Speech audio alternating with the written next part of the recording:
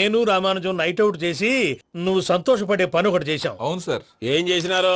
ట్యాక్సీలో నీకు 20 లక్షలు సేవ్ చేశాం బావా. 20 లక్షలు మిగిల్చినావా? చాలా మంచి పని చేసినావురా బావా. మరి నీకు ఉపయోగపడే పని ఏదన్నా చేస్తే నా పత్రాలు నాకిచ్చి నన్ను మా ఊరు పంపిస్తానన్నావు, గుర్తుందా? గుర్తులేకేమిరా, అట్టే వదులే. నాకు చాలా ఆనందంగా ఉంది బావా. రామానుజం దాదాపు 40 ఏళ్ల తర్వాత మా ఊరు వెళ్తున్నానయ్యా. చిన్ని బావా, ఈడ అనాథాశ్రమం గురించి రాయలేదేమిరా? అనాథాశ్రమం అదేరా, జరుగులు దీనిలో పెట్టిమే. అటనా? నాకు తెలియదే. నాకు తెలియదు సార్. గబ్బోడా, ఇప్పుడు దాంట్లో 1000 మంది పిల్లలు ఉండారు. వాళ్ళకు దినాము పొద్దున్నే ఇంత ఇంత ఇడ్లీలు పెడతాం.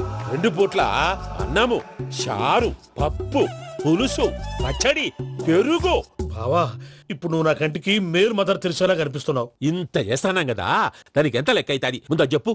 కాదు, కంసే కం 2 కోట్ల దాకా అవుతుంది. ఏం రామానుజం? అవుతుంది సార్. కదా, ఆశ్రమం పేరుతో 2 కోట్లకు అకౌంట్ ఓపెన్ చేసి